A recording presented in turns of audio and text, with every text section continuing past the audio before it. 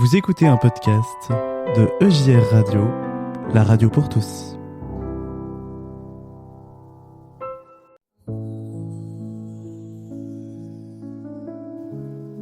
Et si je vous contais les 7 derniers jours de Jésus ? L'entrée triomphale.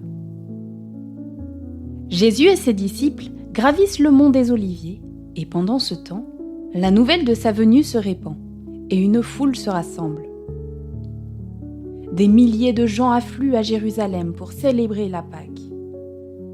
Tout le monde parle de Jésus.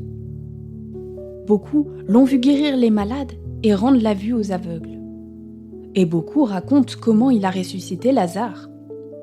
Mais tous ne sont pas contents de le voir.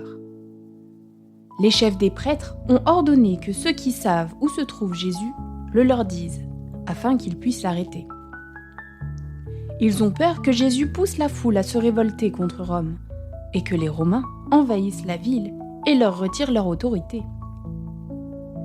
Jésus envoie 2 de ses disciples chercher un ânon.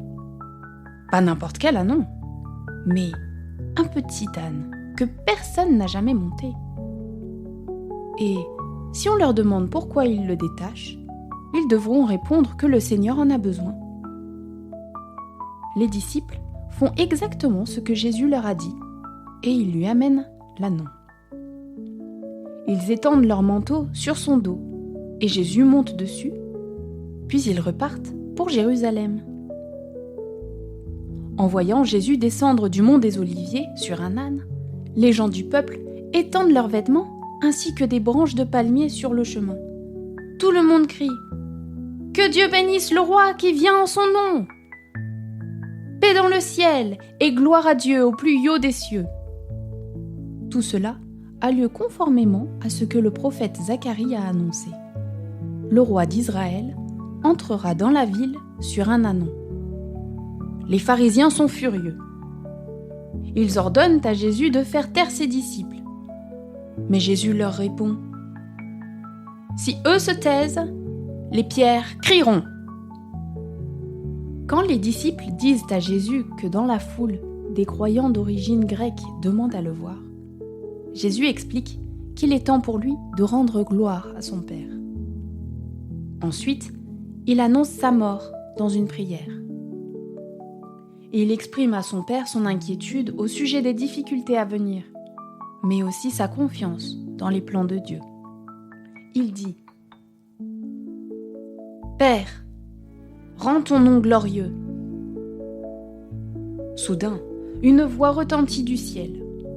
« Je l'ai déjà rendu glorieux, et je le rendrai glorieux de nouveau. » En entendant Dieu, le Père répondre à son Fils, une partie de la foule pense que c'est le tonnerre, une autre qu'un ange lui a parlé. Jésus et la foule arrivent à Jérusalem, et bientôt, le temple apparaît. En le voyant, Jésus se met à pleurer, parce que le peuple n'a pas compris qu'il est venu leur apporter la paix. Puis il annonce qu'un jour, la ville sera détruite. Il n'en restera pas une pierre sur une autre.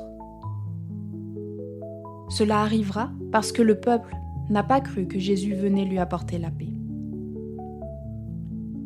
Quand l'immense cortège entre dans Jérusalem, toute la ville est en effervescence. Qui est cet homme ? La foule qui le suit explique que c'est Jésus, le prophète de Nazareth, en Galilée.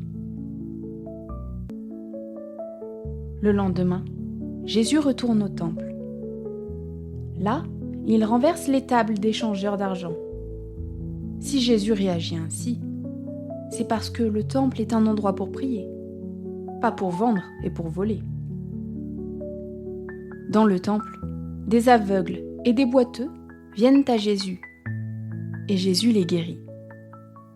Des enfants crient « Hosanna, fils de David !»